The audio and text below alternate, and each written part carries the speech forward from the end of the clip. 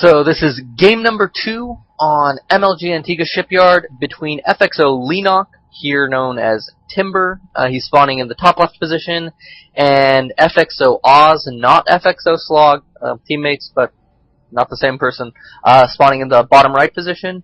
Now this is MLG Antigua Shipyard, so the cross-spawn positions are enforced, so Oz is going to know exactly where his opponent is. I wouldn't be surprised to see him go for another Forge Fast Expand and probably be a bit more aware of the fact that a Baneling bust is possible. We do see him getting ready to drop a pylon. Very interesting position. I haven't really seen that sort of style of a forge put this far forward with the pylon as part of the wall. Normally you put the nexus here and then use the forge as part of a mini wall in this area, and then drop a second cannon back here to stop, or maybe like right here to stop any sort of run-bys. But, you know, to each their own.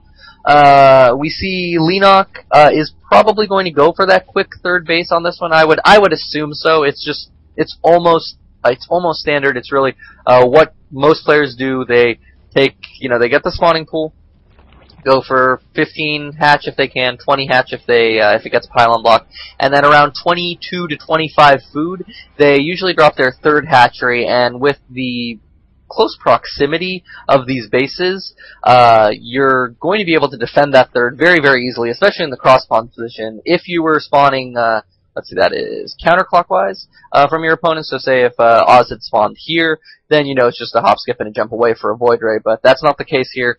So we do see that the spawning pool is down, and that's so weird. So Slog goes for the Forge first here when he sees no speed from his opponent. But on the previous map, where he saw that there was a gas first, so speedlings were going to be a concern, things like banelings, he went for the Nexus first. Seems almost backward.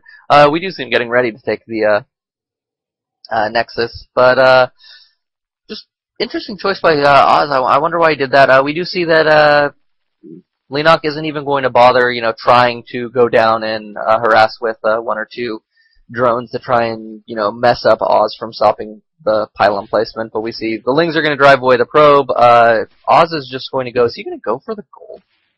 That would be really cool. And it looks like he is. Okay, interesting choice. So Leenock is going to expand to the gold. We'll see if Slog is going to be aware of this. It doesn't. It's going to be really, really close. It looks like he's just going. No, he did see it barely. It's going to be on his mini-map now. So Oz is going to be aware that Leenock tried to take the gold. Not Nesty. Leenock's going to run, and he's going to see that there's nothing he can do about this wall.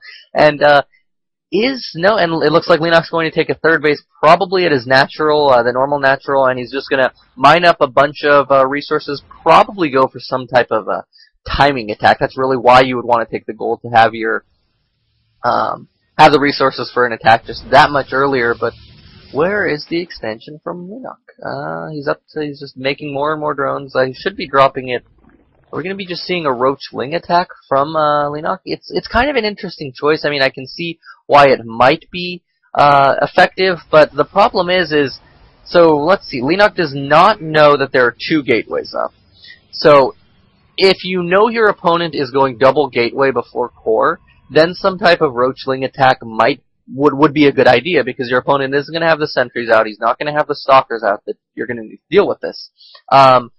So this might end up working all right. I don't know what Leenock is doing. Oh, well, we'll see. He's a much better player than I am. But we see that Slog is sort of doing a build that the first time I saw it was from Kiwi Cocky. He's going to pump out, maybe? Is he? Well, one of the things that you do with this is you pump out 6 to 8 Zealots, and then you go and attack with +1, and go and try and take out the Zerg player's third base, which is almost a normal response to a Forge Fast Expand. And really, if your opponent hasn't, made a Roach Warren, Zerglings are just going to be very, very ineffective against it. It's going to make them use larvae for units instead of drones, which is really not what they want to do. And with a Forge Fast Expand, you really want to be making drones almost until the 8 or 9 minute mark, when the first big timing push from your opponent is going to hit.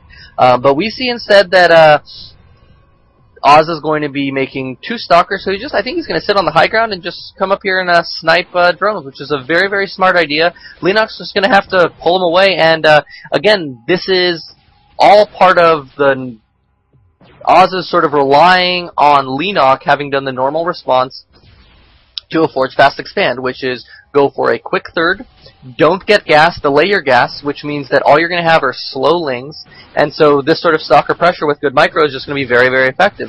But we see that speed is actually only about 20 seconds away from completing, so these stalkers, they're going to be able to do a little bit of damage. If they actually killed any drones, they might have killed... No, they haven't killed any drones yet. So these stalkers are actually going to be fairly ineffective, and I think he's going to run up here and he's going to see that, oh my god, there's no third expansion. My opponent's just gearing up on 2 bases. No, he's not even going to see that. Wow. So I think right now Oz is operating under the assumption that his opponent is on 3 bases.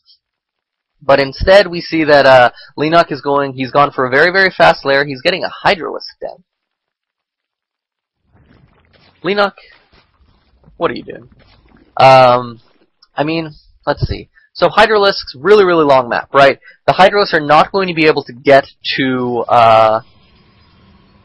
Oz's base very, very easily, and we see that Oz has pretty good coverage of basically everywhere. I don't see anywhere that his opponent could drop a Nidus network, so maybe that's why he built this overseer, to see if maybe Oz had messed up, Oz had left an opening for a Nidus network, but there doesn't look like that's going to happen, so looks like Blink is going to be on the way. And finally, Leenock takes that 3rd base. He has a couple of Hydras up, or he will have a couple of Hydras up with Grouped Spine. And he's getting an Infestation Pit. So it looks like we're going to see, what, Hydra, Ling, Infestor maybe? There's still no Roach Warren up. And the first set of units for Slog is moving out, and looks like they're going to push onto this 3rd base. There's a Spine Crawler up, and there's going to be, what, about 15, 16 Lings, 7 Hydras, where are they? 7 Hydras are on the way. And doesn't look like it's going to be all that effective. I mean, the Force Fields are effective in shepherding out most of the Lings, making them killed by the Zealots, but these Hydras are going to be able to take out, they took out one of the sentries. It doesn't look like any of the other ones are going to go down yet. But more and more Hydras are coming in, and once these sentries go down, Leenock's just going to be able to reinforce with Lings, and he's going to be able to take out almost everything, and even right now with the sentries not having the force field energy, the Lings are just going to be more and more effective, and Slog really isn't able to reinforce all that quickly, because all he has is 4 gates right now with another 2 on the way, so this attack is really just stymied, and he really didn't have all that much to show for it. He is still ahead on drones, which is one side effect of Leenock having not taken that 3rd base until recently, but we can see that they're basically even on income because of the fact that one of Leenock's bases is the gold base. And the problem right now with what Oz has sort of set himself into a position for is that he lost, what, 6 or 7 sentries, some Zealots and some Stalkers for basically nothing. So right now he's having to replenish his sentry count. He doesn't have all that much of an army to speak of, and so he's not going to be able to take this 3rd base because Oz is just going...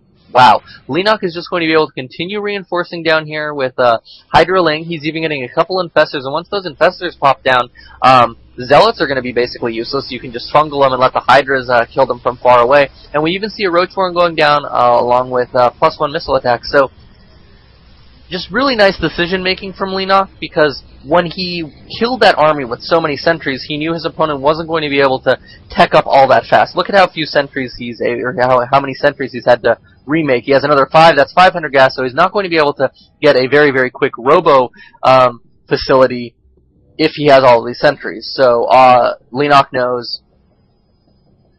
Leenock saw all of these sentries. He knew, okay, my opponent was replenishing his sentry stock. He wasn't teching up. That means he's safe, but that means I can also keep him contained in his base.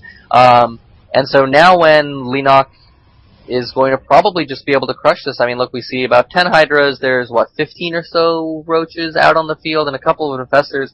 And Slog just, I think, if Leenock plays this right and just denies the 3rd base from going up, he should be able to take this fairly easily. And we see that, what's Oz's game plan? I mean, he's just massing up Stalkers. He does have Blink, so with, decent Blink micro can make Stalkers more and more cost effective. But the problem is there's some Infestors out there. There's only 2. So 2 with about 1 fungal each, but a bunch of Roaches, bunch of Lings, a bunch of Hydras. Really, this army should be crushed by Leenock, and Even if he doesn't take it out in the first blow, his reinforcements are just going to become so much faster. We can see he has about 33% higher income than his opponent. He looks like he's going to go in for the attack, maybe. And the force fields are going to go down. They're going to segment most of the army, but we do see a fungal goes down on the sentries. Another one needs to go down to kill most of them. And really, really nice damage being done by Oz right here. We can see that his army supply is plummeting a lot less. Or like a lot less rapidly than it's not going down that fast, right?